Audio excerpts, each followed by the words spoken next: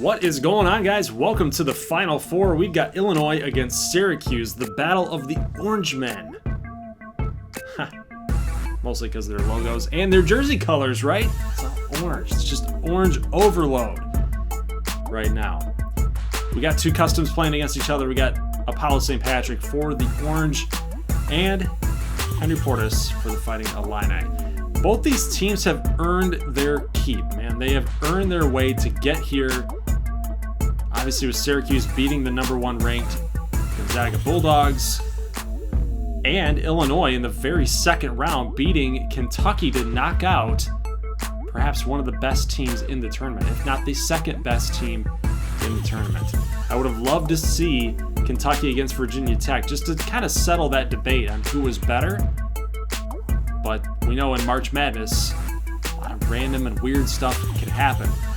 Currently 6-3, Illinois is currently up here, and here's Myers drawing the foul.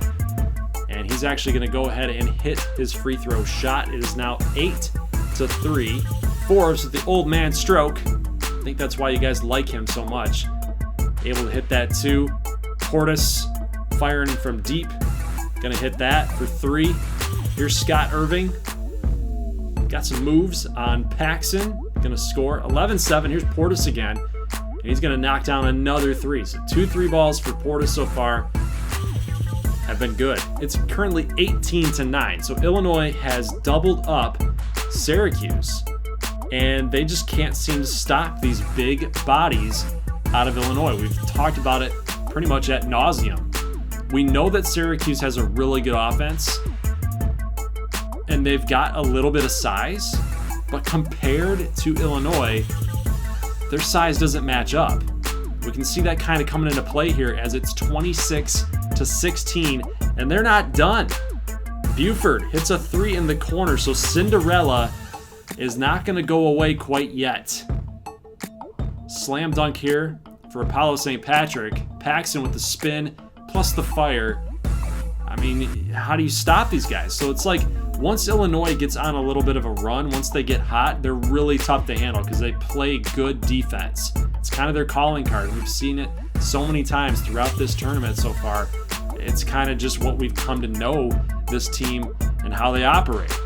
And you can see it, 35-21. Apollo St. Patrick, who has been great down low as a shooting guard all tournament long, he has not been able to find any breathing room down there whatsoever. I mean, he's had a couple slam dunks, but other than that, he can't really work himself in. He's got to be like wide open down there to get anything off. But he does draw those foul. He does draw the foul there, I should say singular, not plural. He draws the foul and hits both free throws to make it 35-23 heading into halftime. So what's the big takeaway here? I think that it's just the fact that Illinois has gotten hot yet again, and once they get hot, they stop you because of that good defense. They've been hitting threes left and right. They've kind of come out and they've challenged Syracuse in that regard, and Q's just doesn't have an answer right now. So maybe if the tables turn and Syracuse kind of gets hot themselves and the Illini start dipping a little bit, we might see a little bit of a comeback. But at this point, down by 12, they're going to need, dare I say it, a miracle. I mean, we've already got some steals here. That's Forbes passing it out to Apollo, and he's going to get that and the one to see if he makes his free throw. But this is a great play and a really nice job by St. Patrick to find. He's like water. He's like water. He finds the path of least resistance and just finds that open spot and flows. He flows to the basket. He flows to the hoop. It's currently 39-39. So we're talking about comeback. Well, comeback is on. It's late third quarter. Illinois trying to stave off this little comeback. Here's Portis down low, going to get the two. This might be shaping up to be a wild finish here towards the end. Nice job there. Get the two. Take the lead again. Irving for two. Got it. 43-43. Portis with a nice move to the basket. He's got two himself. 3 seconds to go, and this shot is gonna go no good. I always like to show that because I like the finality of the quarter changes. You know, the screen changes. So I guess life of a content creator, right? 3-ball good for Syracuse. It's their first lead in quite some time. And then we got a slam dunk here for Apollo St. Patrick. Really nice block by Whitney. And here comes Forbes running the offense, trying to get his guys down into that fast break. But good job by Illinois to pretty much just shut Apollo St. Patrick down in the paint. It said if you want to score, you got to earn it. You got to hit your shots at your free throw line. Nice job there by Forbes. Again, really good move to the basket with that the change in direction, I guess you'd say. Change in direction toward the hoop. Like it. Love it. Apollo St. Patrick coming in hot. How did he avoid the contact? How did he even get the shot off? But he's going to hit the free throw. Portis and the Illini are in a little bit of trouble. It's 59-54, so they're down by 5. There's a turnover.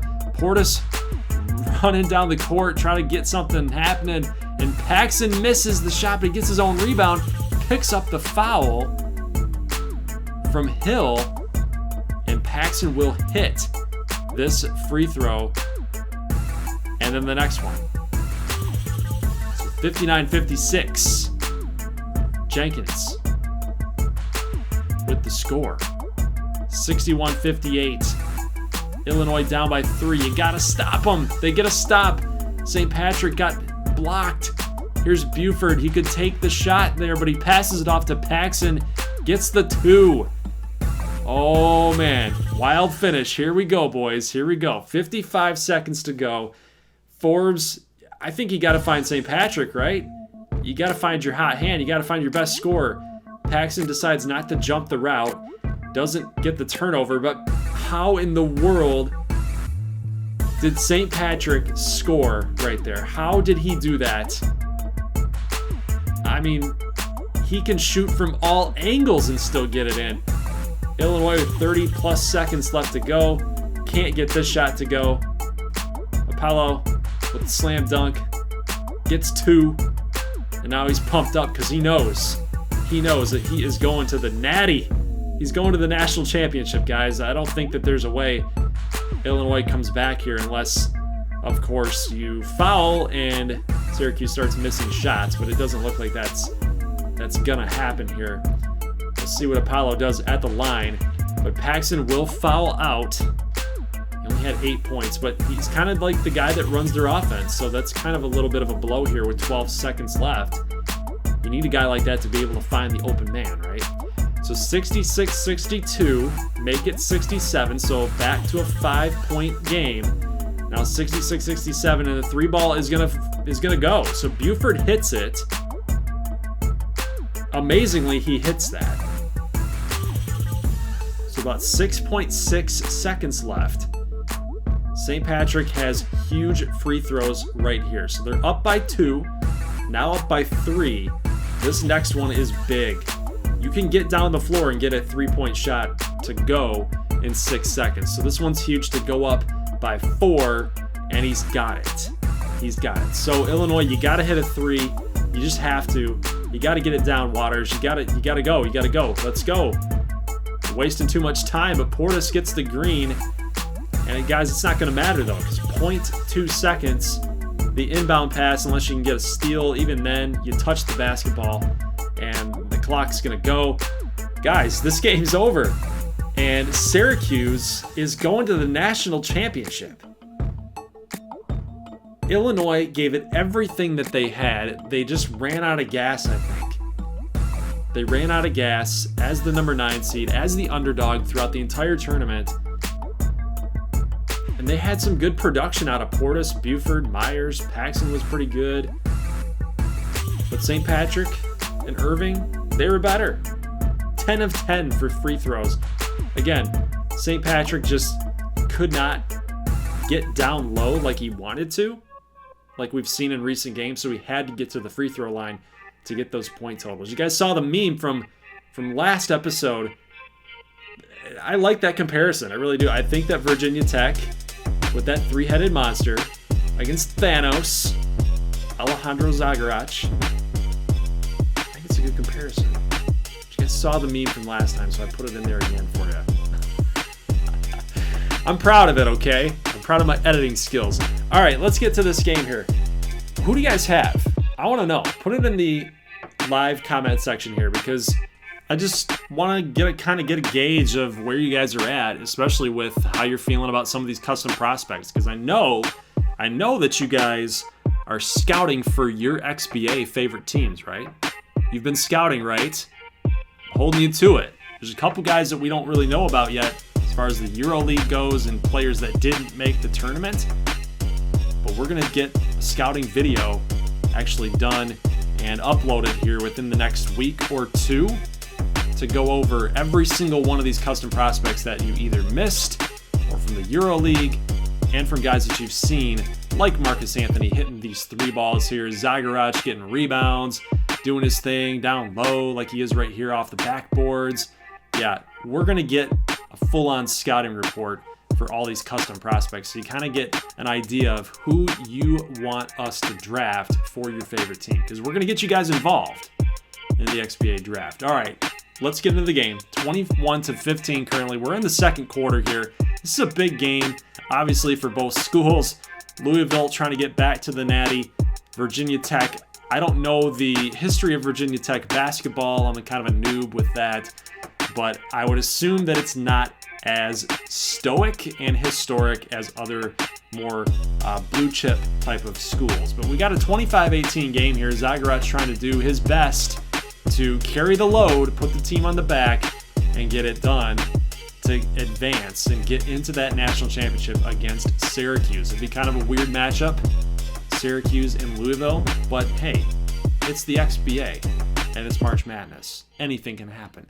It's 25-25, so tie game here. Zagorac knocks the ball loose from Savage, and look at this slam dunk attempt that's going to go the other way. Really nice block down low, and we get a foul, Rakim Savage, so he's kind of doubling up on the screw-ups right there. But it doesn't matter because Marcus Anthony comes through with a big-time 3 to save his buddy. 28-27 here. Hickman with the block. 3 seconds to go. Got to get a shot off. At least give yourself a chance. No good.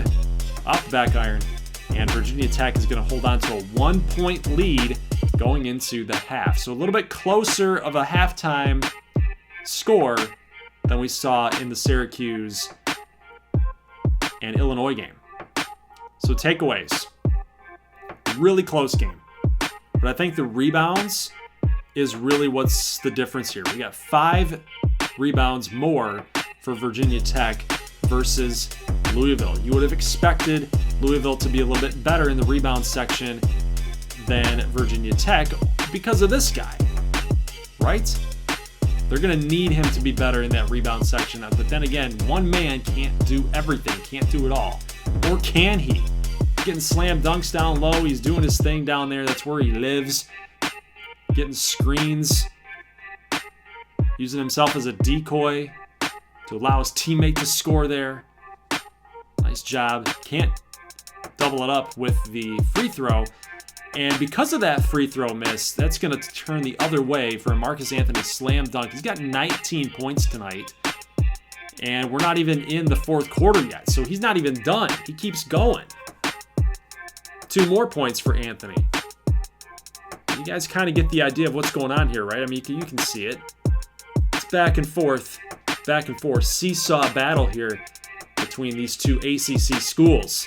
Here's Hunter for 3. Got it. Nice pass from Zagorac down low.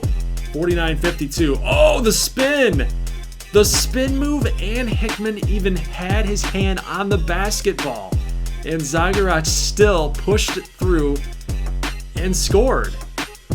Marcus Anthony, no fear. He's got 28 points right now, 12 for 22. So you want to talk about how Zagorac puts the team on his back. Marcus Anthony is doing that in this game, and with a little under 3 minutes left to go in the game, dudes, this is starting to come down to the wire also. Here is Malachai Hendrix. First time we've actually called his name tonight. He's going to hit a big 3 to go up by 3, 58-55. Anthony, nice move. Good layup. It's going to be +5 for Virginia Tech. Zagorac hits this fadeaway 2. Zagorac with the nice job there to actually make Anthony earn it at the charity stripe. He's 4 of 5, so hey, why not try to make him earn it, right? Well, he's going to hit both of them. Ay, ay, ay. Not looking good, guys. 1 minute and 5 seconds left to go. Savage gets the green on the layup. Too easy. Too easy. 7-point lead. Alejandro probably rushed his shot. And guys, that is going to do it. Virginia Tech is going to advance to the national championship. So the big three got it done. They took out Thanos. They took out Zagorac. He couldn't do it all. 71-66 is your final score, guys. Box score time, 23 points, 5 rebounds. I almost call them rebounds, like baseball, ribeyes. 4 assists, 10 of 14, 2 of 2 from 3 land. So Zagorac yet again did his thing. And look at the points for Marcus Anthony. 36 compared to the next highest, Savage, Hendrix with 6 each. That is insane. Marcus Anthony put this team on his back tonight in order to advance to the national championship. They only won by 5. Think about that. Had Anthony been a little bit worse than he was, they probably would not be here in this natty against the Syracuse Orange. So guys, leave a like if you like this thing. Let me know who you got in the national championship. I will see you guys tomorrow for this game. As always, peace.